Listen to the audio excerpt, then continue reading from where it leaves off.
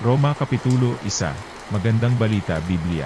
Mula kay Pablo na isang lingkod ni Kristo Jesus, tinawag upang maging apostol at hinirang upang mangaral ng magandang balita ng Diyos. Ang magandang balitang ito na ipinangako niya noong una pa man sa pamamagitan ng mga propeta, at sinasabi sa mga banal na kasulatan, ay tungkol sa kanyang anak, ang ating Panginoong Jesucristo. Tungkol sa kanyang pagiging tao, siya'y ipinanganak mula sa lahi ni David, subalit tungkol sa kanyang pagka-Diyos. Pinatunayan ng banal na espiritu na siya ay anak ng Diyos sa pamamagitan ng isang makapangyarihang gawa, ang kanyang muling pagkabuhay. Sa pamamagitan niya, tinanggap namin mula sa Diyos ang kaloob na maging apostol alang-alang kay Kristo, upang ang mga hentil ay akayin sa pagsunod na naaayon sa pananampalataya.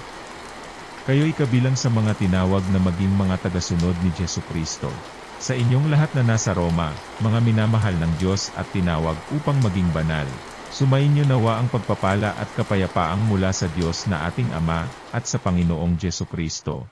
Nais ni Pablo na dumalaw sa Roma. Una sa lahat, nagpapasalamat ako sa aking Diyos sa pamamagitan ni Jesucristo dahil sa inyong lahat, sapagkat ang inyong pananampalataya ay balitang-balita sa buong daigdig. Saksi ko ang Diyos na pinaglilingkuran ko ng buong puso sa pamamagitan ng aking pangangaral ng magandang balita tungkol sa kanyang anak, na lagi ko kayong idinadalangin. Lagi kong hinihiling na loobin nawa ng Diyos na sa wakas matuloy din ang pagpunta ko riyan. Nananabik akong makita kayo upang mamahagi sa inyo ng mga kaloob ng Espiritu sa ikatatag ninyo. Ang ibig kong sabihin, upang magkatulungan tayo sa ikalalakas ng bawat isa sa atin, sa pamamagitan ng ating pananalig sa Diyos. Mga kapatid, nais kong malaman nyo na ilang ulit ko nang binalak na pumunta riyan, ngunit laging may nagiging hadlang. Nais ko ring makahikayat dyan ng mga sasampalataya kay Kristo, tulad ng nagawa ko na sa ibang mga hentil. May pananagutan ako sa lahat ng mga tao, sa mga sibilisado man o hindi, sa marurunong at sa mga mangmang. Kaya nga, nais ko ring ipangaral dyan sa Roma ang magandang balita. Ang kapangyarihan ng magandang balita. Hindi ko ikinahihiya ang magandang balita, sapagkat ito ang kapangyarihan ng Diyos para sa kaligtasan ng bawat sumasampalataya. Una sa mga Judyo at gayon din sa mga Griego.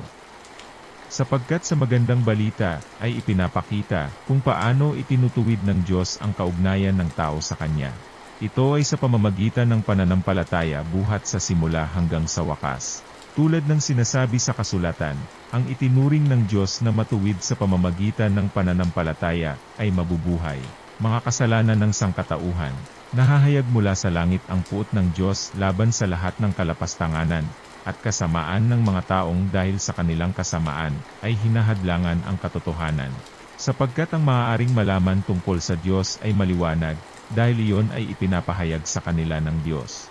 Mula pa nang likhain ng Diyos ang sanlibutan, ang kanyang likas na hindi nakikita, ang kanyang kapangyarihang walang hanggan at ang kanyang pagka-Diyos, ay maliwanag na inihahayag ng kanyang mga ginawa. Kaya't wala na silang maidadahilan pa. Kahit nakilala nila ang Diyos, siya'y hindi nila pinarangalan bilang Diyos, ni pinasalamatan man. Sa halip, naghaka-haka sila ng mga bagay na walang kabuluhan, kaya't nagdilim ang hangal nilang pag-iisip. Sila'y nagmamarunong ngunit lumitaw na sila'y mga hangal. Tinalikuran nila ang kaluwalhatian ng Diyos na walang kamatayan, at ang sinamba nila ay mga larawan ng mga taong may kamatayan, ng mga ibon, ng mga hayop na lumalakad, at ng mga hayop na gumagapang. Kaya't hinayaan na sila ng Diyos sa kanilang maruruming pagnanasa, hanggang sa hindi na nila mapigil ang paggawa ng kahalayan sa isa't isa. Tinalikuran nila ang katotohanan tungkol sa Diyos at pinalitan ng kasinungalingan. Sinamba nila at pinaglingkuran ang mga nilikha, sa halip na ang lumikha na siyang dapat papurihan magpakailanman. Amen. Dahil dito'y hinayaan sila ng Diyos sa mahahalay na pagnanasa. Ayaw nang makipagtalik ng babae sa lalaki ayon sa likas na kaparaanan, at sa halip ay sa kapwa babae sila nakikipag-ugnayan. Ganoon din ang mga lalaki. Ayaw na nilang makipagtalik sa mga babae ayon sa likas na kaparaanan, at sa kanilang kapwa lalaki sila nahuhumaling. Ginagawa nila ang mga kasuklam-suklam na bagay, kaya't sila'y paparusahan ng nararapat sa kanilang masasamang gawa. Dahil ayaw nilang kilalanin ang Diyos, hinayaan sila ng Diyos sa masasamang pag-iisip at sa mga gawaing kasuklam-suklam. Naging alipin sila ng lahat ng uri ng kasamaan, kabuktutan, kasakiman, maruruming pag-iisip, pagkainggit, pagpaslang, pagtatalo, pandaraya at masasamang hangarin. Sila'y naging mahilig sa tsismis, mapanirang puri, nasusuklam sa Diyos, walang pakundangan, mapagmataas, mayayabang, mapagkatha ng kasamaan, at suwail sa magulang. Sila'y naging mga hangal, mga taksil, mga walang puso, at di marunong lumingap sa kapwa. Nalalaman nila ang utos ng Diyos na karapat-dapat sa parusang kamatayan ang mga gumagawa nito. Gayunman, hindi lamang patuloy sila sa paggawa nito, kundi sumasang-ayon pa sila sa mga gumagawa rin ng mga ito. Roma Kapitulo 2, Matuwid ang hatol ng Diyos. Kaya nga, sino ka mang humahatol sa iba, wala kang maidadahilan. Sapagkat sa paghatol mo sa iba, hinahatulan mo rin ang iyong sarili, dahil ikaw na humahatol ay gumagawa rin ng ganoon. Nalalaman nating makatarungan ang hatol ng Diyos laban sa mga gumagawa ng mga iyon. Hinahatulan mo ang mga gumagawa ng mga bagay na ginagawa mo rin. Akala mo ba'y makakaiwas ka sa hatol ng Diyos? O hinahamak mo ang Diyos, sapagkat siya'y napakabait, matiisin, at mapagpasensya. Hindi mo ba alam na ang kabutihan ng Diyos ang umaakay sa iyo, upang magsisi at tumalikod sa kasalanan? Ngunit dahil matigas ang iyong ulo, at ayaw mong magsisi, lalo mong pinapabigat ang parusang igagawad sa iyo sa araw na iyon, kung kailan ihahayag ang puot at makatarungang paghatol ng Diyos.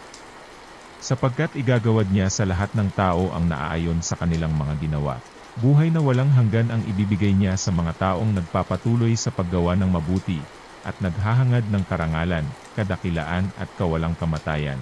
Ngunit matinding galit at puot ang sasapitin ng mga taong makasarili, at ayaw sumunod sa katotohanan, kundi sumusunod sa kasamaan. Paghihirap at kapighatian ang daranasin ng bawat gumagawa ng masama, una ang mga Judyo, at gayon din ang mga Hentil.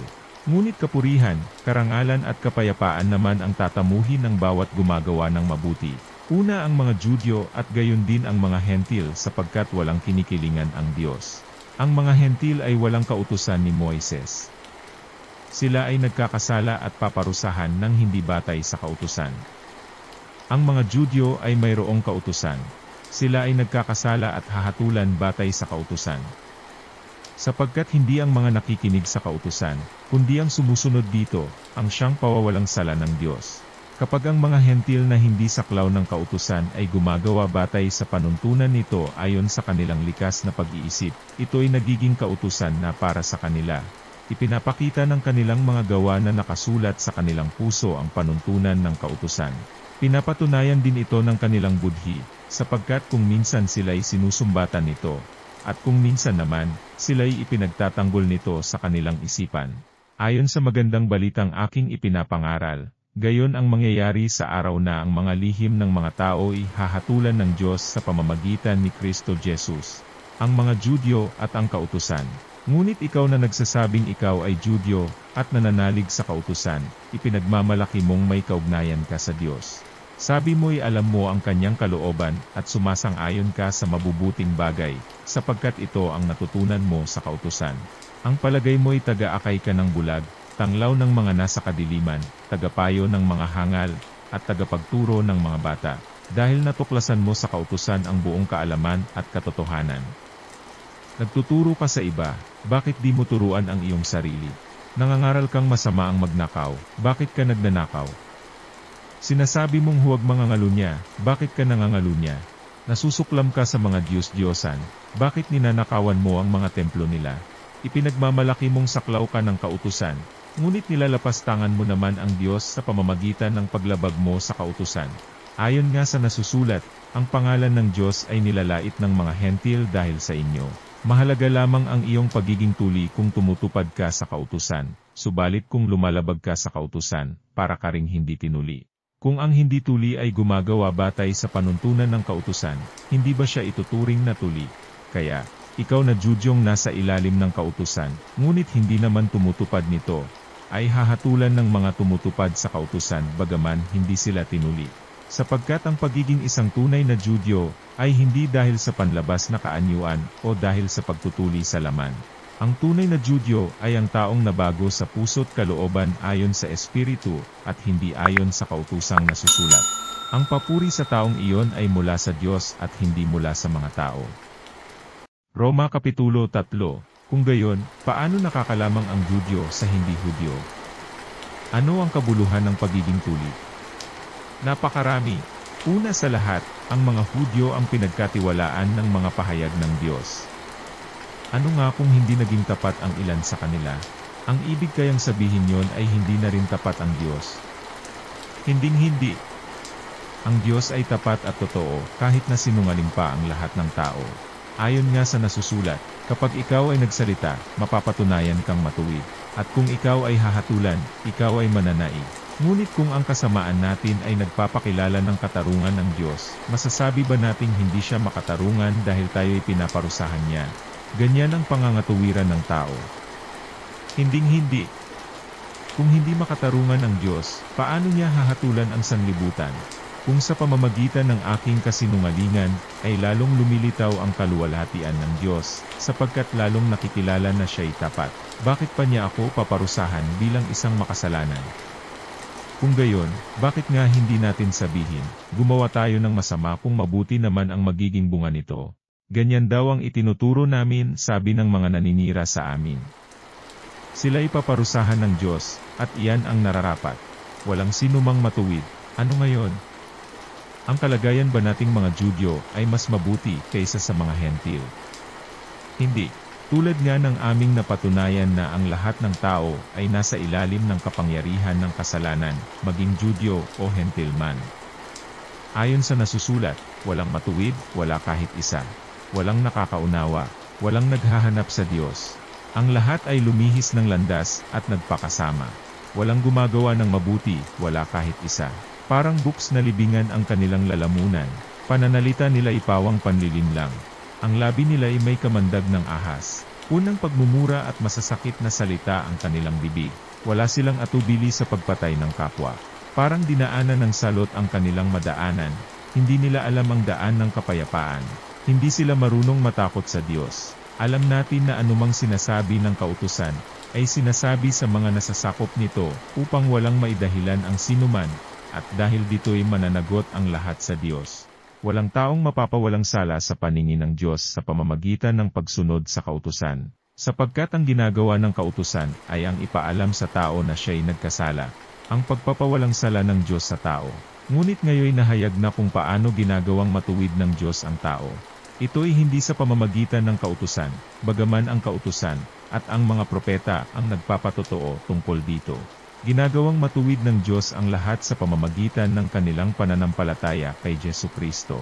Walang pagkakaiba ang mga tao, sapagkat ang lahat ay nagkasala, at walang sinumang nakaabot sa kaluwalhatian ng Diyos. Ngunit dahil sa kanyang kagandahang loob na walang bayad niyang ibinigay, sila ay itinuring na matuwid sa pamamagitan ni Kristo, Jesus na siyang nagpapalaya sa kanila. Siya ang inialay ng Diyos bilang handog, upang sa pamamagitan ng kanyang dugo ay mapatawad ang kasalanan ng lahat ng sumasampalataya sa kanya. Ginawa ito ng Diyos upang patunayang siya'y matuwid, sapagkat noong unang panahon ay nagtimpi siya, at pinagtiisan ang mga kasalanang nagawa ng mga tao. Ngunit ngayon ay ipinapakita ng Diyos na siya'y matuwid, at itinuturing niyang matuwid ang mga sumasampalataya kay Jesus. Kaya't ano ngayon ang ating maipagmamalaki? Wala. At bakit naman tayo magmamalaki? Dahil ba sa ating pagsunod sa kautusan? Hindi, kundi dahil sa ating pananampalataya kay Kristo. Kung gayon, maliwanag na sa pamamagitan ng pananampalataya itinuturing na matuwid ang tao, at hindi sa pamamagitan ng pagtupad sa kautusan. Ang Diyos ba'y Diyos lamang ng mga Hudyo? Hindi ba't Diyos din siya ng mga Hentil? Oo, siya'y Diyos din ng mga Hentil, sapagkat isa lamang ang Diyos. Kapwa niya ituturing na matuwid ang mga Judyo, at mga Hentil batay sa kanilang pananampalataya. Pinapawalang saysay ba namin ang kautusan, dahil sa pananampalatayang ito? Hinding-hindi. Sa halip, pinapagtibay pa nga namin ito. Roma Kapitulo 4, ang halimbawa ni Abraham. Tungkol kay Abraham na ating ninuno, ano naman ang masasabi natin? Ano ang kanyang karanasan tungkol sa bagay na ito? Kung itinuring siya ng Diyos na matuwid dahil sa mga nagawa niya, may maipagmamalaki sana siya. Ngunit wala siyang maipagmalaki sa paningin ng Diyos. Ano ang sinasabi ng kasulatan? Si Abraham ay sumampalataya sa Diyos at dahil dito, siya ay itinuring ng Diyos na matuwid. Ang ibinibigay sa taong gumagawa ay hindi itinuturing na kaloob, kundi kabayaran. Ngunit ang hindi nananalig sa sariling mga gawa, kundi sumasampalataya sa Diyos na nagpapawalang sala sa makasalanan, ay itinuring na matuwid ng Diyos, dahil sa kanyang pananampalataya. Kaya tinawag ni David na pinagpala ang taong itinuring ng Diyos na matuwid ng hindi dahil sa sarili nitong mga gawa. Sinabi niya, pinagpala ang mga taong pinatawad na ang pagsuway, at ang mga taong pinawi na ang mga kasalanan. Pinagpala ang taong hindi na pagbabayari ng Panginoon sa kanyang mga kasalanan. Ang pagpapala kayang ito'y para lamang sa mga tuli. Hindi. Ito'y para rin sa mga dituli. Sinasabi natin, batay sa kasulatan na itinuring na matuwid ng Diyos si Abraham, dahil sa kanyang pananampalataya. Kailan yun nangyari? Bago siya tinuli, o pagkatapos? Bago siya tinuli, at hindi pagkatapos. Ang kanyang pagtutuli ay naging tanda na siya'y itinuring na matuwid ng Diyos, dahil sa pananampalataya niya noong hindi pa siya tuli. Kaya't siya'y naging ama ng lahat ng mga sumasampalataya sa Diyos, at sa gayon, sila'y itinuring na matuwid kahit hindi sila tinuli. At siya'y ama rin ng mga tuli, hindi lamang dahil sa kanilang pagiging tuli, kundi dahil sa sila'y sumunod sa halimbawa ng pananampalataya ng ating ninunong si Abraham noong bago siya tuliin. Nakamtan ang pangako dahil sa pananampalataya. Ipinangako ng Diyos kay Abraham at sa kanyang magiging lahi na mamanahin nila ang buong mundo, hindi dahil sa pagsunod niya sa kautusan, kundi dahil sa siya'y itinuring na matuwid sa pamamagitan ng kanyang pananampalataya sa Diyos. Kung ang pangako ay ipagkakaloob lamang sa mga sumusunod sa kautusan, walang saysay ang pananampalataya ng tao, at walang kabuluhan ang pangako ng Diyos. Ang kautusan ay nagdadala ng puot ng Diyos sa mga lumalabag. Ngunit kung walang kautusan, wala ring paglabag. Kaya nga't sa pananampalataya nababatay ang pangako, upang ito'y maibigay bilang walang bayad na kaloob para sa lahat ng anak ni Abraham. Hindi lamang sa mga saklaw ng kautusan, kundi sa lahat ng sumasampalataya rin tulad ni Abraham. Sapagkat siya ang ama nating lahat, gaya ng nasusulat, ginawa kitang ama ng maraming bansa. Ang pangakong ito'y may bisa sa harap ng Diyos na kanyang sinampalatayanan, ang Diyos na bumubuhay sa mga patay at lumilikha ng mga bagay na hindi pa nalilikha. Kahit wala ng pag-asang magkaanak, nanalig pa rin si Abraham na siya'y magiging ama ng maraming bansa. Ayon sa sinabi sa kanya, sindami ng mga bituin ang iyong magiging lahi. Hindi nang hina ang kanyang pananampalataya, kahit ugod-ugod na siya, palibhasa ay 100 taon na siya noon, at ang kanya namang asawang si Sara ay baog. Hindi siya nag-alinlangan sa pangako ng Diyos. Sa halip, lalo siyang lumakas dahil sa kanyang pananampalataya at nagpuri pa sa Diyos.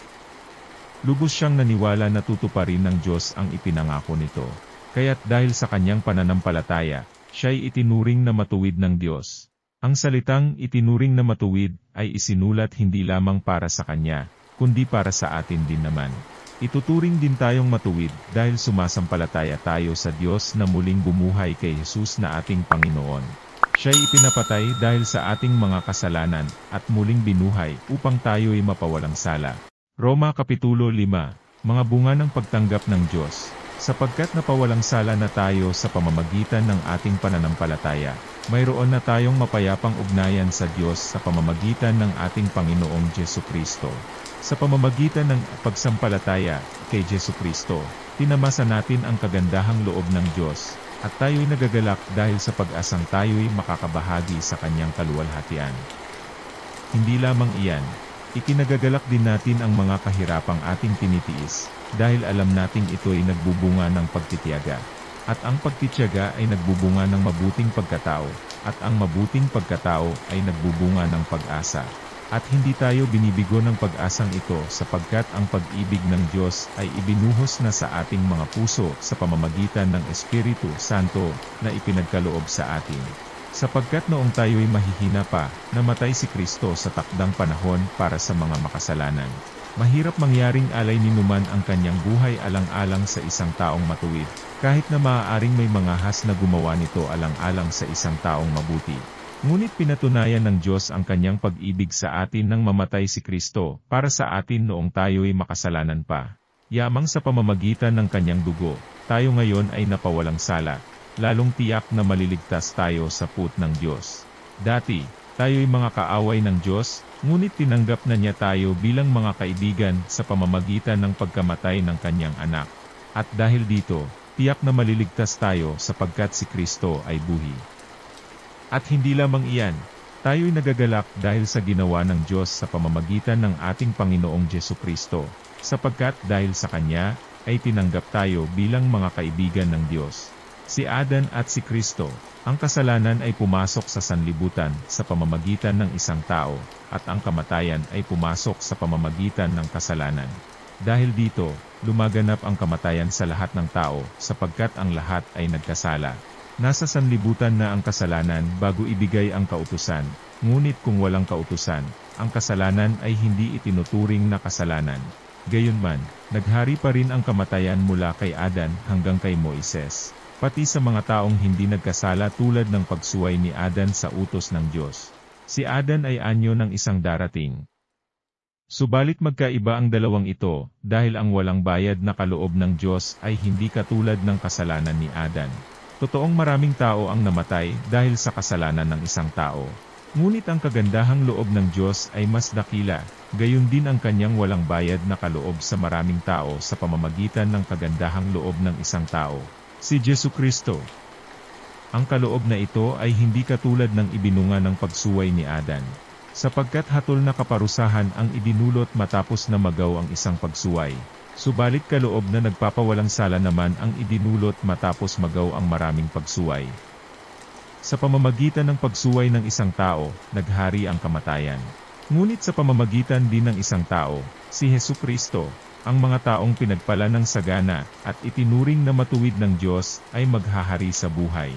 At kung paanong ang pagsuway ng isang tao ay nagdulot ng kaparusahan sa lahat, ang matuwid na ginawa rin ng isang tao ay nagdudulot ng pagpapawalang sala at buhay sa lahat. Sapagkat kung naging makasalanan ang marami, dahil sa pagsuway ng isang tao, marami rin ang mapapawalang sala dahil sa pagsunod ng isang tao. Nang magkaroon ng kautusan, dumami ang pagsuway, ngunit sa pagdami naman ng mga pagsuway, ay lalong sumagana ang kagandahang loob ng Diyos. Kaya nga, kung paanong naghari ang kasalanan sa pamamagitan ng kamatayan, gayon din naman maghahari ang kagandahang loob ng Diyos sa pamamagitan ng pagpapawalang sala. Ito'y magdudulot ng buhay na walang hanggan sa pamamagitan ng ating Panginoong Hesukristo. Roma Kapitulo 6. Patay sa kasalanan ngunit buhay kay Kristo. Ano ngayon ang sasabihin natin? Patuloy ba tayong magkakasala upang sumagana sa atin ang kagandahang loob ng Diyos? Hinding-hindi, tayo'y patay na sa kasalanan, paano pa tayo mamumuhay sa pagkakasala? Hindi ba niyo alam na tayong lahat na nabautismuhan kay Kristo Jesus ay nabautismuhan sa kanyang kamatayan? Sa makatuwid, tayo namatay na at nalibing na kasama niya sa pamamagitan ng bautismo upang kung paanong binuhay muli si Kristo sa pamamagitan ng dakilang kapangyarihan ng Ama, tayo rin ay magkaroon ng panibagong buhay.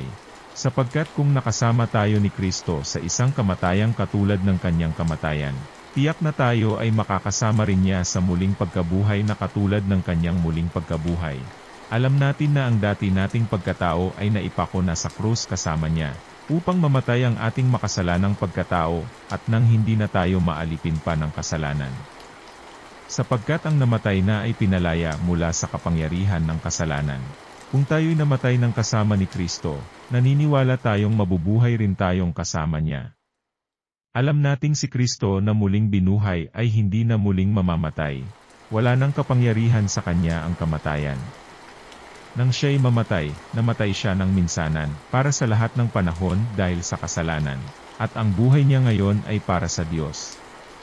Kaya dapat din niyong ituring ang inyong sarili bilang patay na sa kasalanan, ngunit buhay para sa Diyos, sapagkat kayo'y nakipag-isa na kay Kristo Jesus. Huwag na ninyong paghariin ang kasalanan sa inyong mga katawang may kamatayan, upang hindi na ninyo sundin ang masasamang hilig nito. Huwag na ninyong ipailalim sa kapangyarihan ng kasalanan ang alinmang bahagi ng inyong katawan bilang kasangkapan sa paggawa ng kasamaan. Sa halip, pasakop kayo sa Diyos bilang mga taong namatay na at muling binuhay, at ihandog niyo sa Kanya ang inyong katawan bilang kasangkapan sa kabutihan. Sapagkat hindi na dapat maghari sa inyo ang kasalanan, dahil kayo'y wala na sa ilalim ng kautusan, kundi na sa ilalim ng kagandahang loob ng Diyos. Mga alipin ng katuwiran, ngayon, malaya na ba tayong magkasala, dahil wala na tayo sa ilalim ng kautusan, kundi na sa ilalim ng kagandahang loob ng Diyos? Hinding-hindi. Hindi ba ninyo alam na kapag nagpasakop kayo sa sinumang inyong sinusunod, kayo'y nagiging alipin nito, maging ito'y kasalanang hahantong sa kamatayan, o ang pagsunod sa Diyos na hahantong sa pagiging matuwid? Ngunit salamat sa Diyos, kayong dating mga alipin ng kasalanan ay taos-pusong sumunod sa katotohanan na nasa aral na ibinigay sa inyo. Pinalaya na kayo sa kasalanan, at kayo ngayon ay mga alipin na ng katuwiran. Gumagamit ako ng karaniwang pangungusap dahil sa inyong likas na kahinaan. Kung paanong ipinailalim niyo noong una ang inyong sarili sa karumihan at sa kasamaang palala ng palala, isuko ninyo ngayon ang inyong sarili bilang alipin ng katuwiran para sa mga banal na layunin. Noong alipin pa kayo ng kasalanan, hindi kayo saklaw ng katuwiran. Ano ang napala niyo sa mga bagay na yon na ikinahihiyan niyo ngayon? Kamatayan ang ibinubunga ng mga yon. Ngunit ngayong pinalaya na kayo mula sa kasalanan, at naging alipin na ng Diyos, ang natamo ninyo'y isang buhay na banal at ang ibinubunga nito'y buhay na walang hanggan. Sapagkat kamatayan ang kabayaran ng kasalanan, ngunit ang walang bayad na kaloob ng Diyos ay buhay na walang hanggan sa pamamagitan ni Kristo Jesus na ating Panginoon. Roma Kapitulo 7. Wala na sa ilalim ng kautusan. Mga kapatid, ako'y nagsasalita sa inyo, na mga nakakaunawa ng batas. Alam niyong ang isang tao'y nasasakop lamang ng batas, habang siya'y nabubuhay. Halimbawa, ayon sa kautusan, ang isang babae ay nasasakop ng kanyang asawa, habang nabubuhay ito. Subalit kung mamatay na ang lalaki, malaya na ang babae sa batas na nagtatali sa kanya sa lalaking yon. Kaya nga, siya'y magkakasala ng pangangalo niya kung makikisama siya sa ibang lalaki, habang nabubuhay ang kanyang asawa. Ngunit kung patay na ang kanyang asawa, malaya na siya sa batas na yon, at mag-asawa man siya sa ibang lalaki, hindi siya nagkakasala ng pangangalo niya. Gayon din naman mga kapatid, namatay na kayo sa kautusan sa pamamagitan ng katawan ni Kristo, at ngayon kayo ay kabilang na sa mga nakipag-isa sa Kanya, na muling binuhay, upang magbunga tayo ng mabubuting gawa para sa Diyos. Noong tayo'y namumuhay pa ayon sa ating likas na pagkatao, ang ating mga masasamang hilig na pinupukaw ng kautusan, ay nag-uudyok sa mga bahagi ng ating katawan na gumawa ng mga bagay na hahantong sa kamatayan. Ngunit malaya na tayo ngayon mula sa kautusan, dahil namatay na tayo sa kasalanang dating umaalipin sa atin. Kaya, tayo'y naglilingkod sa Diyos hindi ayon sa lumang batas na nakasulat, kundi ayon sa bagong buhay ng Espiritu. Ang kautusan at ang kasalanan, ang ibig bang sabihin nito ay ang kautusan ay masama? Hinding-hindi. Kaya lamang, kundi dahil sa kautusan ay hindi ko sana nalaman kung ano ang kasalanan. Hindi ko sana nalaman kung paano pagnasaan ang pag-aari ng iba, kung hindi sinabi ng kautusan, huwag mong pagnasaan ang pag-aari ng iba. Ngunit dahil sa utos, ang loob ko'y pinukaw ng kasalanan sa lahat ng uri ng kasakiman. Sapagkat walang kasalanan kung walang kautusan. Noong una, namuhay ako ng walang kautusan. Subalit nang dumating ang utos, nabuhay ang kasalanan at ako'y namatay. Ang utos na dapat sanang magdulot sa akin ng buhay, ay siyang nagdulot sa akin ng kamatayan. Sapagkat kinasangkapan ng kasalanan ang utos, upang ako'y dayain, at sa gayon ay napatay nga ako ng kasalanan. Kaya nga, ang kautusan ay banal, at ang bawat utos ay banal, matuwid at mabuti. Ang ibig bang sabihin nito'y nagdulot sa akin ng kamatayan ang mabuting bagay? Hinding-hindi. Ang kasalanan ang pumatay sa akin, sa pamamagitan ng mabuting bagay. Nangyari ito upang maipakita kung ano nga ang kasalanan, at upang mahayag sa pamamagitan ng kautusan, na ang kasalanan ay talagang napakasama. Ang hilig ng laman, at tuntunin ng isip. Alam nating ang kautusan ay espiritual, ngunit ako'y makalaman at alipin ng kasalanan. Hindi ko maunawaan ang aking sarili. Sapagkat hindi ko ginagawa ang gusto ko, sa halip ang kinasusuklaman ko ang siya kong ginagawa. Ngayon, kung ginagawa ko ang hindi ko gusto, nangangahulugang sumasang-ayon ako na mabuti nga ang kautusan. Kung gayon, hindi na ako ang may kagagawan yon, kundi ang kasalanang naninirahan sa akin. Alam kong walang mabuting bagay na naninirahan sa aking katawang makalaman. May kakayahan akong naisin ang mabuti, ngunit hindi ko nga lamang ito magawa. Sapagkat hindi ko ginagawa ang mabuting gusto ko, ang masamang hindi ko gusto ang siya kong ginagawa. Kung ang ginagawa ko ay hindi ko nais, hindi na ako ang gumagawa nito, kundi ang kasalanang naninirahan sa akin. Ito ang natuklasan ko, kapag nais kong gumawa ng mabuti, ang masama ay malapit sa akin. Sa kaibuturan ng aking puso, ako'y nalulugod sa kautusan ng Diyos. Ngunit may ibang kapangyarihan sa mga bahagi ng aking katawan na salungat sa tuntunin ng aking isip. Binibihag ako ng kapangyarihang ito sa kasalanang naninirahan sa aking katawan. Kay saklap ng aking kalagayan, sino ang magliligtas sa akin mula sa katawang ito na nagdadala sa akin sa kamatayan? Wala nang iba pa kundi ang Diyos sa pamamagitan ni Jesucristo na ating Panginoon. Salamat sa Kanya. Ito nga ang kalagayan ko, sa pamamagitan ng aking isip, pinaglilingkuran ko ang kautusan ng Diyos. Ngunit sa pamamagitan ng aking katawang makalaman, ay pinaglilingkuran ko ang tuntunin ng kasalanan. Roma Kapitulo 8. Pamumuhay ayon sa Espiritu. Kaya nga, wala nang kahatulang parusa sa mga taong nakipag-isa na kay Kristo Jesus. Sa pamamagitan ng kautusan ng Espiritong nagbibigay buhay, dahil sa pakikiisa natin kay Kristo Jesus, pinalaya na ako mula sa kautusan ng kasalanan at kamatayan. Ginawa ng Diyos ang hindi kayang gawin ng kautusan dahil sa kahinaan ng tao. Isinugo niya ang kanyang sariling anak sa anyo ng taong makasalanan upang pawiin ang kasalanan. Sa gayon, hinatulan na niya ang kasalanang umaalipin sa tao. Ginawa ito ng Diyos upang ang itinatakda ng kautusan ay matupad sa atin na namumuhay ayon sa Espiritu at hindi ayon sa hilig ng laman. Ang mga namumuhay ayon sa hilig ng laman ay walang pinapahalagahan kundi ang mga bagay na ukol sa laman. Ngunit ang mga namumuhay ayon sa Espiritu ay nagpapahalaga sa mga bagay na espiritual. Ang pagsunod sa hilig ng laman ay naghahatid sa kamatayan, ngunit ang pagsunod sa Espiritu ay nagdudulot ng buhay at kapayapaan. Kaya nga, kapag itinutuon ng tao ang kanyang pag-iisip sa mga hilig ng laman, siya ay nagiging kaaway ng Diyos sapagkat hindi siya nagpapasakop sa batas ng Diyos, at sadyang hindi niya ito magagawa. At ang nabubuhay ayon sa hilig ng laman ay hindi maaaring kalugdan ng Diyos. Ngunit hindi na kayo namumuhay ayon sa laman, kundi ayon sa Espiritu. Sa katunayan, naninirahan sa inyo ang Espiritu ng Diyos. Kung wala sa isang tao ang Espiritu ni Kristo, hindi kay Kristo ang taong iyon. Ngunit dahil naninirahan sa inyo si Kristo, mamatay man ang inyong mga katawan dahil sa kasalanan. Ang Espiritu naman niyo ay buhi sapagkat itinuring na kayong matuwid ng Diyos. Kung naninirahan sa inyo ang Espiritu ng Diyos na siyang muling bumuhay kay Jesucristo, siya ang muling bubuhay sa inyong mga katawang may kamatayan, sa pamamagitan din ng kanyang Espiritong naninirahan sa inyo. Mga kapatid, wala tayong pananagutang sundin ang mga hilig ng laman upang mamuhay ayon sa katawang makalaman. Sapagkat mamamatay kayo kung namumuhay kayo ayon sa katawang makalaman, ngunit kung pinapatay nyo sa pamamagitan ng Espiritu ang mga gawa ng katawang makalaman, mabubuhay kayo. Ang lahat ng pinapatnubayan ng Espiritu ng Diyos ay mga anak ng Diyos. Sapagkat hindi espiritu ng pagkaalipin ang inyong tinanggap upang kayo'y mamuhay sa takot. Sa halip, ang inyong tinanggap ay ang espiritu ng pagkukup upang kayo'y gawing mga anak ng Diyos. Kaya tayo'y tumatawag sa Kanya ng Ama, Ama ko.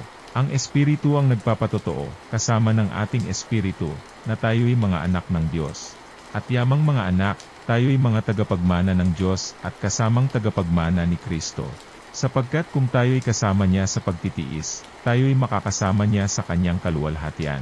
Ang kaluwalhatian sa atin. Para sa akin, ang mga pagtitiis natin sa kasalukuyan ay hindi maihahambing sa kaluwalhatiang ipahahayag sa atin balang araw. Sapagkat nananabik ang sangnilikha, na ihayag ng Diyos ang kanyang mga anak. Nabigo ang sangnilikha, hindi dahil sa kagustuhan nito, kundi dahil itinulot iyon ng Diyos. Gayunman, nagbigay rin siya ng pag-asa, na ang lahat ng nilikha, ay pinalaya ng Diyos, upang hindi na ito mabulok, at upang makabahagi ito sa maluwalhating kalayaan ng mga anak ng Diyos. Alam nating hanggang ngayon dumaraing ang sangnilikha dahil sa matinding hirap na tulad ng isang nanganganak. At hindi lamang ang sangnilikha, kundi tayong mga tumanggap na ng Espiritu bilang unang kaloob mula sa Diyos ay dumaraing din habang hinihintay natin ang paghahayag ng ating pagiging mga anak ng Diyos at ang pagpapalaya sa ating mga katawan. Naligtas tayo dahil sa pag-asang ito. Ngunit hindi iyon matatawag na pag-asa kung nakikita na natin ang ating inaasahan. Sapagkat sinong tao ang aasa pa kung ito'y nakikita na niya? Ngunit kung umaasa tayo sa hindi natin nakikita, hinihintay natin yon ng buong tiyaga. Gayon din naman, tinutulungan tayo ng Espiritu sa ating kahinaan sapagkat hindi tayo marunong manalangin ng nararapat. Kaya't ang Espiritu ang namamagitan para sa atin, at dumaraing sa paraang hindi natin kayang sambitin. At ang Diyos na siyang nakakasaliksik sa puso ng tao, ang siyang nakakaalam kung ano ang kalooban ng Espiritu, sapagkat ang Espiritu ang namamagitan para sa atin. Ayon sa kalooban ng Diyos, alam nating sa lahat ng bagay ay gumagawa ang Diyos para sa mabuti kasama ang mga nagmamahal sa Kanya, silang mga tinawag ayon sa Kanyang layunin. Sapagkat sa mula't mula pa'y alam na ng Diyos kung sino ang magiging Kanya, ang mga ito'y pinili Niya upang maging katulad ng Kanyang anak. Sa gayon, Siya ang naging panganay sa lahat ng maraming magkakapatid.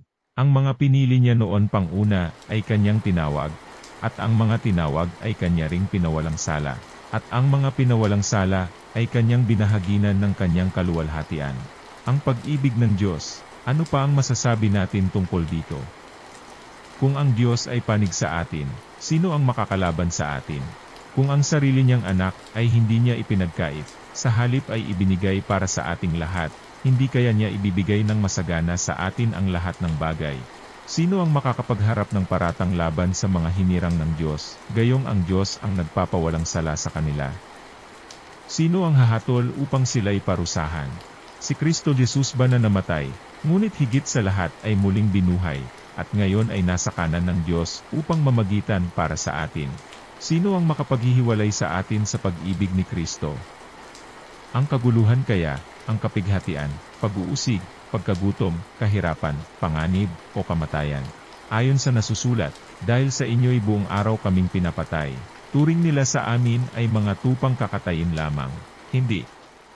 Sa lahat ng mga ito, tayo lalong higit pang magtatagumpay sa pamamagitan Niya na nagmamahal sa atin.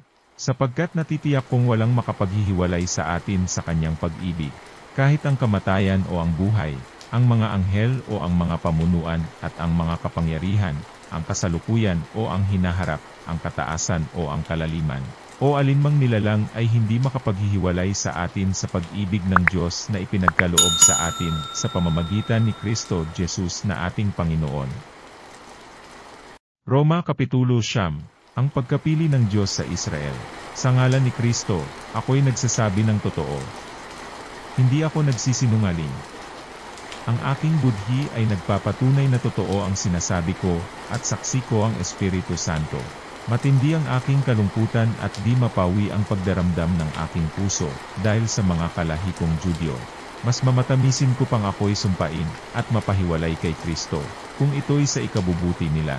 Sila'y mga Israelita na binigyan ng Diyos ng karapatang maging mga anak Niya. Ipinakita rin Niya sa kanila ang Kanyang kaluwalhatian. Sa kanila nakipagtipan ang Diyos. Sa kanila rin ibinigay ang kautusan, ang panuntunan sa pagsamba, at ang Kanyang mga pangako. Sa kanila rin nagmula ang mga patriarka, at tungkol sa Kanyang pagiging tao, si Kristo ay nagmula sa kanilang lahi. Ang kataas-taasang Diyos ay purihin magpakailanman. Amen. Hindi ito nangangahulugang nawalan na ng kabuluhan ang salita ng Diyos, sapagkat hindi lahat ng mga Israelita ay kabilang sa bayang pinili Niya. At hindi rin naman ibinibilang na anak ni Abraham ang lahat ng nagmula sa kanya. Ganito ang sinabi ng Diyos, magmumula kay Isaac ang ibibilang na lahi mo. Kaya nga, hindi lahat ng anak ni Abraham ay ibinibilang na anak ng Diyos, kundi iyon lamang mga ayon sa pangako ng Diyos. Sapagkat ganito ang pangako, babalik ako sa 1 taon, sa ganito ring panahon, at magkakaanak ng isang lalaki si Sarah. At hindi lamang iyon. Kahit na iisa lamang ang ama ng 2 anak ni Rebeka, na walang iba, kundi ang ating ninunong si Isaac, ipinakilala ng Diyos na ang kanyang pagpili ay ayon sa sarili niyang layunin, at hindi batay sa gawa ng tao. Kaya't bago pa ipanganak ang mga bata, at bago pa sila makagawa ng anumang mabuti o masama, sinabi na ng Diyos kay Rebeka, maglilingkod ang mas matanda sa nakababata. Ayon sa nasusulat, minahal ko si Jacob, at kinapotan ko si Esau. Masasabi ba nating hindi makatarungan ang Diyos dahil dito? Hinding-hindi. Sapagkat ganito ang sabi niya kay Moises, mahabag ako sa nais kong kahabagan, at maaawa ako sa nais kong kaawaan. Maliwanag kung gayon, na ang pasya ng Diyos ay nababatay sa kanyang habag, at hindi sa kagustuhan o pagsisikap ng tao. Sapagkat ayon sa kasulatan ay sinabi niya sa hari ng Egipto, ginawa kitang hari, upang sa pamamagitan mo'y maipakita ko ang aking kapangyarihan, at maipahayag ang aking pangalan sa buong daigdig.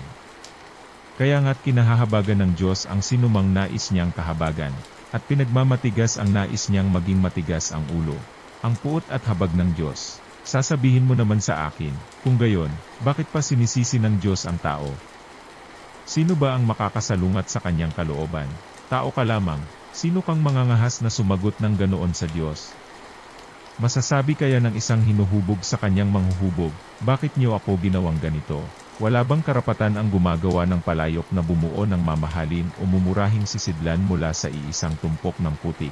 Kaya, kahit nais nang ipakita noon ng Diyos ang kanyang puot, at ipakilala ang kanyang kapangyarihan, buong tiyaga pa rin niyang pinagtiisan ang mga taong dapat sana iparusahan at lipulin. Ginawa niya iyon upang ipakilala ang kanyang walang kapantay na kadakilaan sa mga taong kanyang kinahabagan, na noong una pa'y inihanda na niya para sa kaluwalhatian. Tayo ang mga taong iyon na tinawag niya, hindi lamang mula sa mga Judyo, subalit mula rin sa mga Hentil. Ganito ang sinasabi niya sa aklat ni Hoseas, ang dating hindi ko bayan, ay tatawaging bayan ko, at ang dating hindi ko mahal, ay tatawaging mahal ko, at sa lugar kung saan sinabing kayo'y hindi ko bayan, sila'y tatawaging mga anak ng Diyos na buhi. Ito naman ang ipinahayag ni Isaias tungkol sa Israel. Kahit na maging kasindami ng buhangin sa dagat ang bilang ng mga anak ni Israel, kaunti lamang ang matitira sa kanila na maliligtas. Sapagkat mahigpit at mabilis na hahatulan ng Panginoon ang daigdig. Si Isaias din ang nagsabi, kung ang makapangyarihang Panginoon ay hindi nagtira ng ilan sa ating lahi, tayo sana'y naging katulad ng Sodoma at Gomora, ang Israel at ang magandang balita. Ano ngayon ang masasabi natin? Ang mga Hentil na hindi nagsikap na maging matuwid sa harapan ng Diyos ay itinuring na matuwid sa pamamagitan ng pananampalataya. Ngunit ang Israel naman, na nagsikap na maging matuwid sa harapan ng Diyos sa pamamagitan ng kautusan, ay nabigo. Bakit? Dahil sinikap nilang kalugdan sila ng Diyos sa pamamagitan ng mga gawa, at hindi sa pamamagitan ng pananampalataya. Natisod sila sa batong katitisuran, tulad ng nasusulat. Tingnan ninyo, naglalagay ako sa zoon ng batong katitisuran, isang malaking bato na sa kanila'y magpapabuwal. Ngunit ang sumasampalataya sa batong ito ay hindi mapapahiya. Roma 10. Mga kapatid, ang pinakananais ng puso ko, at idinadalangin ko sa Diyos ay ang maligtas ang Israel.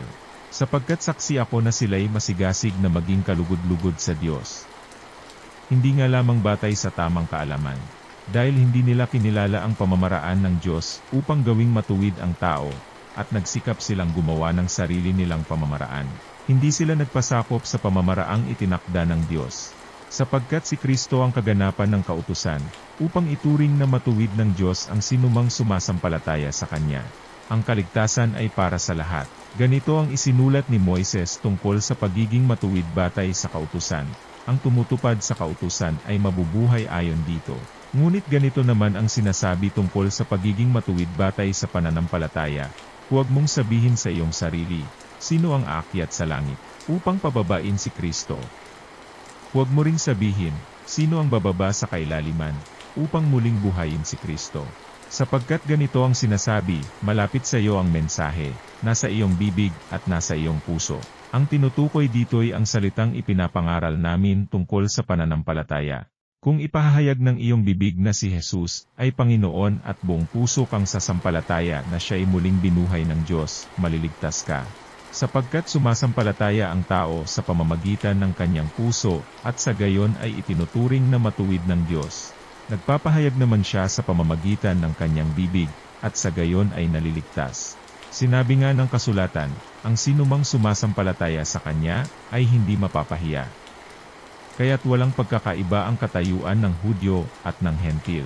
Iisa ang Panginoon ng lahat at siya ay masaganang nagbibigay sa lahat ng tumatawag sa Kanya, dahil sinasabi sa kasulatan, maliligtas ang lahat ng tumatawag sa pangalan ng Panginoon.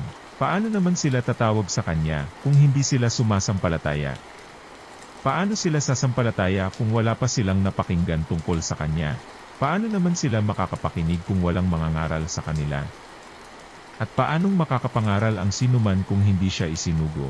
Tulad ng nasusulat, o kay gandang pagmasdan ang pagdating ng mga nagdadala ng magandang balita, ngunit hindi lahat ay sumunod sa magandang balita, gaya ng sinulat ni Isayas, Panginoon, sino ang naniwala sa aming ibinalita? Kaya't ang pananampalataya ay bunga ng pakikinig, at ang pakikinig naman ay bunga ng pangangaral tungkol kay Kristo. Subalit ang tanong ko'y ganito, hindi kaya sila nakapakinig? Oo, sila'y nakapakinig. Sapagkat nasusulat, abot sa lahat ng dako ang kanilang tinig. Ang sinasabi nila'y nakarating hanggang sa dulo ng daigdig. Ito pa ang isa kong tanong, hindi kaya nakaunawa ang bansang Israel? Noon pa man ay sinabi na ni Moises, gagamitin ko ang mga taong di man lamang isang bansa, upang kayo'y inggitin, gagamitin ko ang isang bansang hangal, upang kayo'y galitin. Buong tapang namang ipinahayag ni Isayas, natagpuan ako ng mga hindi naghanap sa akin. Nagpahayag ako sa mga hindi nag-usisa tungkol sa akin. Subalit tungkol naman sa Israel ay sinabi niya, buong maghapon akong nanawagan, sa isang suwail at mapaghimagsik na bayan.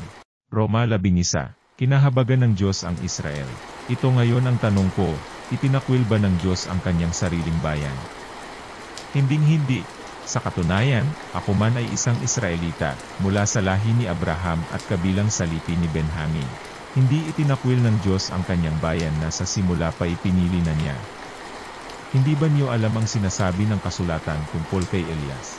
Dumaing siya sa Diyos laban sa Israel. Sinabi niya, Panginoon, pinatay nila ang iyong mga propeta at giniba ang iyong mga altar. Ako na lamang ang natitira, at gusto pa nila akong patayin.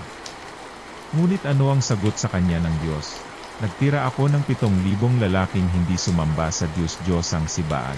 Ganoon din sa kasalukuyan, mayroon pang nalalabing mga hinirang ng Diyos, dahil sa kanyang kagandahang loob. At kung iyon ay dahil sa kanyang kagandahang loob, maliwanag na iyon ay hindi dahil sa gawa, sapagkat kung ang ginawa ng tao ang batayan, hindi na iyon masasabing kagandahang loob. Ano ngayon? Hindi nakamtan ng bansang Israel ang kanyang minimithi. Ang mga hinirang lamang ang nagkamit nito, ngunit matigas ang ulo ng iba. Tulad ng nasusulat, binigyan sila ng Diyos ng mapurol na diwa, mga matang hindi makakita, at mga taingang hindi makarinig, hanggang sa panahong ito. At sinabi rin ni David, maging bitag at patibong nawa ang kanilang pagpipista, isang katitisuran at parusa sa kanila. Lumabo nawa ang kanilang mata nang hindi sila makakita, at sila'y makuba sa hirap habang buhay. Ito naman ang tanong ko ngayon, ang pagkatisod ba nila, ay upang sila'y tuluyan ng mabuwal? Hinding-hindi. Sa halip, dahil sa kanilang kasalanan, ang kaligtasan ay nakarating sa mga hentil upang mainggit ang mga Israelita sa mga ito. Ngayon, kung ang kasalanan ng mga Israelita ay nagdulot ng masaganang pagpapala sa sanlibutan, at kung ang kanilang pagbagsak ay nagdulot ng masaganang pagpapala sa mga hentil, gaano pa kaya kapag nagbalik loob sa Diyos ang buong Israel, ang kaligtasan ng mga hentil? Ito naman ang sasabihin ko sa inyo, mga hentil. Dahil ako'y apostol para sa inyo, ipinagmamalaki ko ang aking katungkulan. Ginagawa ko ito upang inggitin ang aking mga kababayang Judyo, at nang sa gayon ay maligtas, kahit ang ilan sa kanila. Kung ang pagkatakwil sa kanila ay naging daan upang ipagkasundo sa Diyos ang sanlibutan, ang muling pagtanggap sa kanila ng Diyos ay matutulad sa muling pagkabuhay ng patay. Kung banal ang unang tinapay mula sa masa ng harina, gayon din ang buong masa. At kung ang ugat ng punong kahoy ay banal, gayon din ang mga sanga nito. Kung pinutol ang ilang sanga ng punong olibo, at ikaw na sanga ng olibong ligaw ang idinugtong sa puno, upang makabahagi sa buhay na nanggagaling sa ugat ng punong ito, huwag kang magmalaki sa mga sangang pinutol. Alalahanin mong hindi ikaw ang bumubuhay sa mga ugat, ang mga ugat ang bumubuhay sa iyo. Sasabihin mo naman, pinutol ang mga sanga upang ako'y maidugtong. Totoo iyan. Pinutol sila, dahil hindi sila sumampalataya, ngunit ikaw naman ay nananatili sa puno, dahil sa iyong pananampalataya. Kaya't huwag kang magmalaki, sa halip ay matakot ka. Sapagkat kung ang mga tunay na sanga ay hindi pinanghinayangan ng Diyos, ikaw pa kaya ang panghinayangan niya. Dito'y nakikita natin ang kabutihan at kabagsikan ng Diyos. Naging mabagsik siya sa mga hindi sumasampalataya sa Kanya, subalit mabuti siya sa inyo, kung mananatili kayo sa Kanyang kabutihan. Kung hindi, kayo may puputulin din ang mga Judyo'y idudugtong niyang muli sa puno kung sila ay sasampalataya, sapagkat kayang gawin yon ng Diyos. Kung ikaw na sangang galing sa olibong ligaw ay naidugtong sa tunay na olibo, kahit na ito'y salungat sa kalikasan, lalo pang madaling idugtong sa puno ang mga talagang sanga nito. Nahahabag ang Diyos sa lahat. Mga kapatid, isang hiwaga ang nais kong malaman nyo upang hindi maging mataas ang palagay nyo sa inyong sarili. Ang pagmamatigas ng Israel ay sa isang bahagi lamang hanggang sa mabuo ang takdang bilang ng lahat ng mga hentil na lalapit sa Diyos. Sa paraang ito, maliligtas ang buong Israel, tulad ng nasusulat, magmumula sa Zion ang tagapagligtas. Papawiin niya ang kasamaan sa lahi ni Jacob. At ito ang gagawin kong kasunduan namin, kapag pinawi ko na ang kanilang mga kasalanan. Dahil tinanggihan ng mga Israelita ang magandang balita, sila'y naging kaaway ng Diyos, at kayong mga hentil ang nakinabang. Ngunit dahil sa sila ang mga hinirang ng Diyos, sila'y mahal pa rin niya, alang-alang sa kanilang mga ninuno. Sapagkat hindi nagbabago ng isip ang Diyos tungkol sa kanyang mga kaloob at pagtawag. Noon, kayong mga hentil ay hindi sumusunod sa Diyos, ngunit ngayon, kayo ay tumanggap ng habag ng Diyos nang sumuway ang mga Judyo. Gayon din naman, dahil sa habag ng Diyos na inyong naranasan, sinusuway naman ngayon ng mga Judyo ang Diyos, nang sa gayoy maranasan din nila ngayon ang kanyang habag. Sapagkat hinayaan ng Diyos na maalipin sa pagsuway ang lahat ng tao upang maipadama niya sa kanila ang kanyang habag. Papuri sa Diyos, lubhang napakasagana ng kayamanan ng Diyos. Di matarok ang kanyang karunungan at kaalaman. Sino ang makakapagpaliwanag ng kanyang mga kapasyahan? Sino ang makakaunawa ng kanyang mga pamamaraan? Gaya ng nasusulat, sino ang nakakaalam sa pag-iisip ng Panginoon? Sino ang maaaring maging tagapayo niya? Sino ang nakapagbigay ng anuman sa kanya, na dapat niyang bayaran, sapagkat ang lahat ng bagay ay mula sa kanya, sa pamamagitan niya, at pag-aari niya. Sa kanya ang karangalan magpakailanman. Amen. Roma 12, Pamumuhay Kristiyano. Kaya nga, mga kapatid, alang-alang sa masaganang habag ng Diyos sa atin, ako'y nakikiusap sa inyo na ialay niyo ang inyong sarili bilang isang handog na buhi, banal at kalugod-lugod sa Diyos. Ito ang karapat-dapat na pagsamba, niyo sa Diyos. Huwag kayong makiayon sa takbo ng mundong ito. Sa halip, hayaan niyong baguhin ng Diyos ang inyong pag-iisip upang maunawaan niyo ang kanyang kalooban. Sa gayon, magagawa niyo kung ano ang mabuti, kalugod-lugod at ganap na kalooban ng Diyos. Dahil sa kagandahang loob ng Diyos sa akin, sinasabi ko sa bawat isa sa inyo, huwag niyong pahalagahan ang inyong sarili ng higit sa nararapat. Sa halip, pakaisipin niyong mabuti ang tunay niyong katayuan, ayon sa sukat ng pananampalatayang ipinagkaloob ng Diyos sa bawat isa sa inyo. Kung paanong ang katawan ay binubuo ng maraming bahagi, at magkakaiba ang gawain ng mga ito. Gayon din naman, kahit na tayo'y marami, nabubuo tayo sa iisang katawan ni Kristo, at tayong lahat ay bahagi ng isa't isa. Tumanggap tayo ng iba't ibang kaloob ayon sa kagandahang loob ng Diyos, kaya't gamitin natin ang mga kaloob na yan. Kung ang ating kaloob ay pagsasalita ng pahayag mula sa Diyos, magpahayag tayo ayon sa sukat ng ating pananampalataya. Kung paglilingkod ang ating kaloob, maglingkod tayo. Magturo ang tumanggap ng kaloob sa pagtuturo. Magpalakas ng loob ang may kaloob sa pagpapalakas ng loob. Kung pagbibigay ang inyong kaloob, magbigay kayo ng buong puso. Kung pamumuno naman, mamuno kayo ng buong sikap. Kung pagkakawanggawa ang inyong kaloob, gawin niyo iyan ng buong galak. Maging tunay ang inyong pagmamahalan. Kasuklaman ninyo ang masama, at pakaibigin ang mabuti. Magmahalan kayo bilang magkakapatid at pahalagahan nyo ang iba ng higit sa pagpapahalaga nila sa inyo. Magpakasipag kayo, at huwag maging tamad. Buong puso kayong maglingkod sa Panginoon. Magalak kayo dahil sa inyong pag-asa, magtiyaga kayo sa inyong kapighatian, at palaging manalangin. Tumulong kayo sa pangangailangan ng mga kapatid at patuloyin nyo ang mga taga-ibang lugar. Idalangin nyo ang mga umuusig sa inyo, idalangin nyo sila at huwag sumpain. Makigalak kayo sa mga nagagalak, at makitamis sa mga tumatamis. Magkaisa kayo ng saloobin. Huwag kayong magmayabang, sa halip ay makisama kayo kahit sa mga dukha. Huwag ninyong ipalagay na kayo'y napakarunong. Huwag ninyong gantihan ng masama ang masama. Sikapin niyong mamuhay ng marangal sa harap ng lahat ng mga tao. Hanggat maaari, gawin niyo ang inyong makakaya, upang mamuhay kayo ng mapayapa kasama ng sinuman. Mga minamahal, huwag kayong maghihiganti, ipaubayan niyo iyon sa galit ng Diyos. Sapagkat nasusulat, akin ang paghihiganti, ako ang gaganti, sabi ng Panginoon.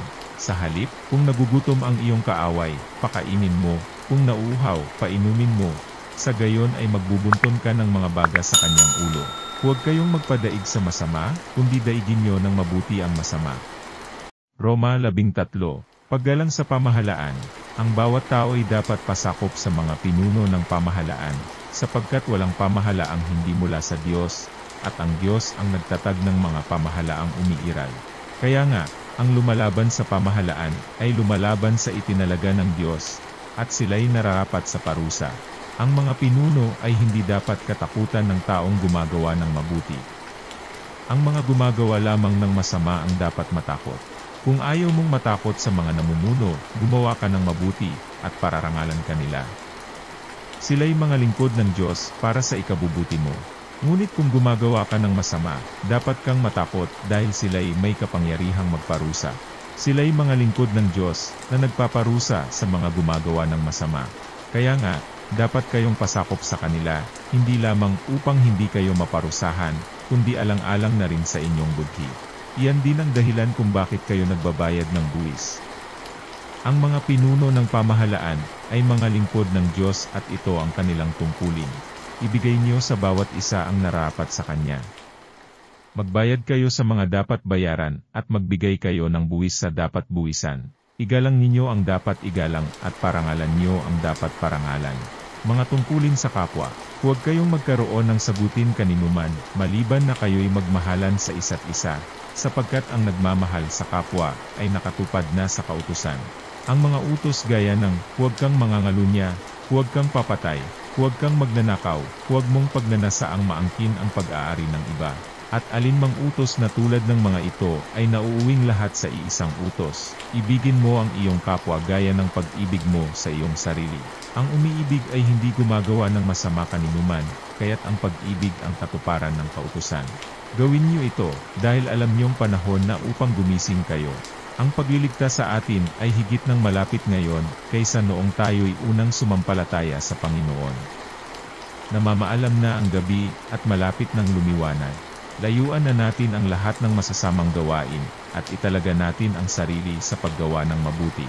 Mamuhay tayo sa liwanag, at huwag gugulin ang panahon sa magulong pagsasaya, at paglalasing, kahalayan at kalaswaan, sa alitan at inggitan. Gawin niyo ang Panginoong Hesukristo bilang sandata, at huwag niyong pagbigyan ang laman upang masunod ang mga hilig nito, hina sa kanilang paniniwala, at huwag makipagtalo sa kanya tungkol sa kanyang puro-puro. May naniniwalang maaari siyang kumain ng anuman, ngunit gulay lamang ang kinakain ng mahina sa kanyang paniniwala. Huwag hamakin ng taong kumakain ng anuman ang taong kumakain ng gulay lamang. At huwag namang hatulan ng kumakain ng gulay lamang ang taong kumakain ng anuman, sapagkat siya'y tinatanggap din ng Diyos. Sino ka upang humatol sa lingkod ng iba? Ang Panginoon lamang niya ang makahahatol kung siya'y karapat-dapat o hindi. At ituturing naman siyang karapat-dapat sapagkat kayang gawin yon ng Panginoon. May nagpapahalaga sa isang araw ng higit kaysa ibang mga araw. May naniniwala namang pare-pareho ang lahat ng araw. Dapat tiyakin ng bawat isa kung ano ang kanyang pasya tungkol sa bagay na ito. Ang nagpapahalaga sa isang araw ay nagpapahalaga rito alang-alang sa Panginoon. Ang kumakain ng anuman ay kumakain yon alang-alang sa Panginoon, sapagkat nagpapasalamat siya sa Diyos. Iyon namang hindi kumakain ng ilang uri ng pagkain ay gumagawa ng ganoon alang-alang din sa Panginoon, at nagpapasalamat din siya sa Diyos. Walang sinuman sa atin ang nabubuhay o namamatay para sa sarili lamang. Kung tayo'y nabubuhay, para sa Panginoon tayo nabubuhay, at kung tayo'y namamatay, para sa Panginoon tayo namamatay. Kaya nga, sa mabuhay o sa mamatay, tayo'y sa Panginoon. Sapagkat si Kristo ay namatay, at muling nabuhay, upang maging Panginoon ng mga patay, at ng mga buhi. Ngunit ikaw, bakit mo hinahatulan ang iyong kapatid? At ikaw naman, bakit mo hinahamak ang iyong kapatid? Tayong lahat ay haharap sa hukuman ng Diyos. Sapagkat nasusulat, sabi ng Panginoon, dahil ako'y buhay, ang lahat ay luluhod sa harap ko, at ang bawat isa ay magpupuri sa Diyos. Kaya't bawat isa sa atin ay magbibigay sulit sa Diyos. Huwag maging sanhi ng pagkakasala ng iba. Huwag na tayong humatol sa isa't isa. Huwag rin tayong maging dahilan ng pagkatisod o pagkakasala ng ating kapatid. Dahil sa aking pakikipag-isa sa Panginoong Jesus, natitiyak kong walang anumang likas na marumi. Ngunit kung ang sinuman ay naniniwalang marumi ang anumang bagay, marumi nga iyon sa kanya.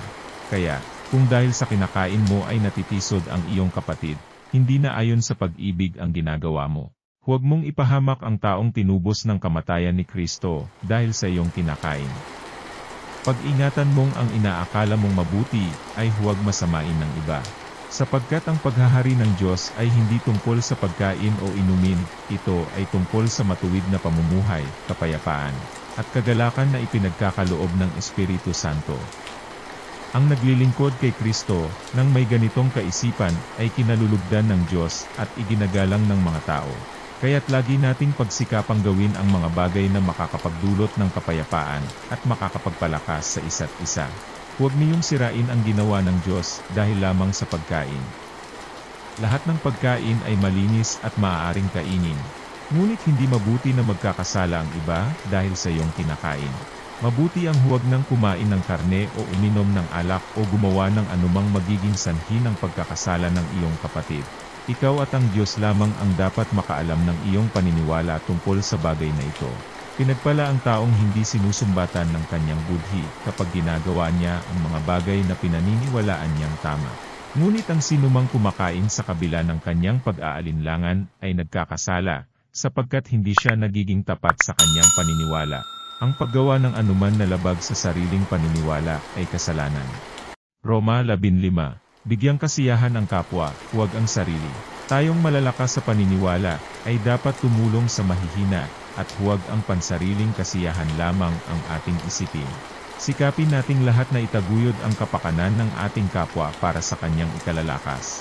Sapagkat maging si Kristo man ay hindi naghangad ng sariling kasiyahan, subalit nagpaubaya, tulad ng nasusulat, ako ang binagsakan ng mga pag-alipusta na sa iyo ipinapatama. Anumang nasa kasulatan noon pang una ay nasulat sa ikatututo natin, upang sa pamamagitan ng pagtitiis at sa pagpapalakas ng loob mula sa kasulatan ay magkaroon tayo ng pag-asa. Ipagkaloob nawa ng Diyos na siyang nagbibigay sa atin ng katatagan at lakas ng loob, na kayo'y mamuhay ng may pagkakaisa ayon kay Kristo Jesus, upang sa gayon, nagkakaisa kayong magpupuri sa Diyos at Ama ng ating Panginoong Hesukristo. Ang magandang balita ay para rin sa mga hentil. Kung paanong kayo'y malugod na tinanggap ni Kristo, tanggapin niyo ang isa't isa, upang mapapurihan ang Diyos. Sinasabi ko sa inyo, si Kristo'y naglingkod sa mga Judyo, upang patunayang ang Diyos ay tapat, at tumutupad sa mga pangako niya sa kanilang mga ninuno, at upang ang mga hentil naman ay magpuri sa Diyos dahil sa kanyang habag. Tulad ng nasusulat, kaya't sa gitna ng mga hentil, ika'y aking pupurihin, at aawitan ko ang iyong pangalan. Sinabi rin, magalak kayo mga hentil, kasama ng kanyang bayan, at muling sinabi, magpuri kayo sa Panginoon, kayong mga hentil. Lahat ng bansa ay magpuri sa Kanya. Sinabi pa ni Isaias, may isisilang sa angkan ni Jesse, upang maghari sa mga hentil. Siya ang kanilang magiging pag-asa. Puspusin nawa kayo ng Diyos na siyang bukal ng pag-asa, at nawa ay pagkalooban niya kayo ng kagalakan at kapayapaan sa pamamagitan ng inyong pananampalataya, upang mag-umapaw ang inyong pag-asa sa pamamagitan ng kapangyarihan ng Espiritu Santo. Ang dahilan ng pagsulat ni Pablo, mga kapatid, lubos akong naniniwalang kayo mismo, ay puspos ng kabutihan at puno ng kaalaman, kaya't matuturuan na ninyo ang isa't isa. Gayunman, sa sulat na ito'y naglakas loob akong paalalahanan kayo tungkol sa ilang bagay. Ginawa ko ito dahil sa kagandahang loob ng Diyos sa akin, upang maging lingkod ni Kristo Jesus at gumanap ng tungkulin gaya ng isang pari sa mga hentil. Ipinapangaral ko sa kanila ang magandang balita ng Diyos, upang sila'y maging handog na kalugod-lugod sa Kanya, dahil sila ay ginawang banal ng Espiritu Santo. Kaya't sa pakikiisa ko kay Kristo Jesus, may pagmamalaki ko ang aking paglilingkod sa Diyos. Wala akong pinapangahasang ipagmalaki, kundi ang ginawa ni Kristo, upang maakit ang mga hentil na sumunod sa Diyos sa pamamagitan ng aking mga salita at gawa, sa tulong ng mga himala at mga kababalaghan, at sa pamamagitan ng kapangyarihan ng Espiritu ng Diyos. Kaya't mula sa Jerusalem hanggang sa Ilirico, ipinangaral ko ang magandang balita tungkol kay Kristo. Ang hangad ko'y ipangaral ito sa mga lugar na hindi pa nakikilala si Kristo, upang hindi ako magtayo sa pundasyon ng iba. Subalit tulad ng nasusulat, makakakilala ang hindi pa nakakabalita tungkol sa Kanya. Makakaunawa ang hindi pa nakakarinig tungkol sa Kanya. Ang balak ni Pablong dumalaw sa Roma. Iyan ang dahilan kung bakit hindi ako matuloy-tuloy sa pagpunta sa inyo. Ngunit ngayong tapos na ang gawain ko sa lupaing ito, at dahil matagal ko na ring gustong pumunta riyan, inaasahan kong magkikita-kita tayo pagdaan ko riyan papuntang Espanya. Inaasahan ko ring ako'y tutulungan niyong makarating doon matapos nating magkasama-sama ng sandaling panahon. Ngunit sa ngayon ay pupunta muna ako sa Jerusalem upang dalhin ang tulong sa mga kapatid roon. Sapagkat minabuti ng mga taga-Macedonia at taga-Akaya na magpadala ng tulong para sa mga mahihirap na kapatid sa Jerusalem. Malugod nilang ginawa yon, at talaga namang dapat nilang gawin. Dahil ang mga hentil ay nakabahagi sa mga pagpapalang espiritual ng mga Judyo, marapat lamang na bahaginan nila ang mga Judyo sa pamamagitan ng mga pagpapalang material. Kaya't pagkabigay ko ng nasabing tulong sa mga kapatid sa Jerusalem, daraan ako riyan pagpunta ko sa Espanya. Naniniwala akong pagpunta ko riyan ay taglay ko ang masaganang pagpapala ni Kristo. Mga kapatid, nakikiusap ako sa inyo, alang-alang sa ating Panginoong Jesucristo, at sa pag-ibig ng Espiritu. Tulungan niyo ako sa pamamagitan ng inyong taimtim na pananalangin para sa akin. Idalangin niyong maligtas ako mula sa mga taga-Judea na ayaw sumampalataya, at naway tanggapin ng mga kapatid sa Jerusalem ang paglilingkod ko para sa kanila. Sa gayon, kung loloobin ng Diyos, masaya akong makakarating dyan, at muling pasiglahin sa inyong piling. Sumainyo nawa ang Diyos na pinagmumulan ng kapayapaan. Amen. Roma 16 na, mga pangungumusta. Itinatagubilin ko sa inyo ang ating kapatid na si Febe, na isang tagapaglingkod ng iglesia sa Cenchrea. Tanggapin niyo siya alang-alang sa Panginoon, gaya ng nararapat gawin sa mga hinirang ng Diyos. Tulungan niyo siya sa anumang pangangailangan niya sapagkat marami siyang natulungan, at ako'y isa sa mga iyon. Ikumusta niyo ako kina Priscilla at Aquila na mga kamanggagawa ko kay Kristo Jesus.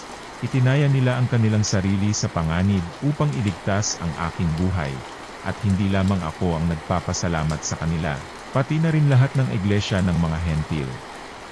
Ikumusta rin niyo ako sa iglesyang nagtitipon sa kanilang bahay. Ipaabot din niyo ang aking pangungumusta sa mahal kong kaibigang si Epeneto na siyang unang sumampalataya kay Kristo doon sa Asia. 6. Ikumusta niyo ako kay Maria, na matyagang naglilingkod para sa inyo. Ikumusta niyo ako sa mga kababayan kong sina Andronico at Junia, na nakasama ko sa bilangguan.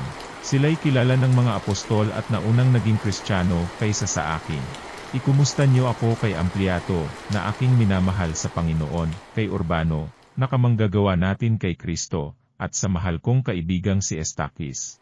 Ikumusta din niyo ako kay Apeles na subok ang katapatan kay Kristo, sa pamilya ni Aristobulo, sa kababayan kong si Herodion, at sa mga kapatid sa Panginoon sa sambahayan ni Narciso. Gayon din kina Trifena at Trifosa na mga lingkod ng Panginoon, at sa mahal kong kaibigang si Persida, na marami nang nagawa para sa Panginoon. Binabati ko rin si Rufo na magiting na lingkod ng Panginoon, at ang kanyang ina na para ko na ring ina. Gayon din sina Asincrito, Flegonte, Hermes, Patrobas, Hermas, at sa mga kapatid na kasama nila. Binabati ko rin sina Filologo, Julia, Nerio at ang kanyang kapatid na babae. Gayon din si Olimpas at ang lahat ng kapatid na kasama nila. Magbatian kayo bilang magkakapatid na nagmamahalan. Binabati kayo ng lahat ng mga iglesia ni Kristo. Mga dagdag na tagubilin, mga kapatid, nakikiusap ako sa inyo, mag-ingat kayo sa mga pasimuno ng mga pagkakampi-kampi, at sanhi ng pagtalikod, dahil sa pagsalungat nila sa aral na tinanggap ninyo. Iwasan niyo sila. Ang mga taong gayon ay hindi naglilingkod kay Kristo na Panginoon natin, kundi sa pansariling hangarin. Inililigaw nila ang mga may mahinang pag-iisip sa pamamagitan ng kaakit-akit at matatamis na pangungusap. 19 Balitang balita ang inyong pagkamasunurin kay Kristo, at ikinagagalak ko ito. Ngunit nais kong maging matalino kayo tungkol sa mga bagay na mabuti at walang muwang tungkol sa masama. Ang Diyos ang bukal ng kapayapaan, at malapit na niyang pasukuin sa inyo si Satanas. Sumainyo nawa ang kagandahang loob ng ating Panginoong Hesus. Binabati kayo ni Timoteo na aking kamanggagawa, gayon din ng mga kababayan kong sina Lucio, Jason at Sosipatro. Akong si Tercio, na tagasulat ng liham na ito, ay bumabati sa inyo sa pangalan ng Panginoon.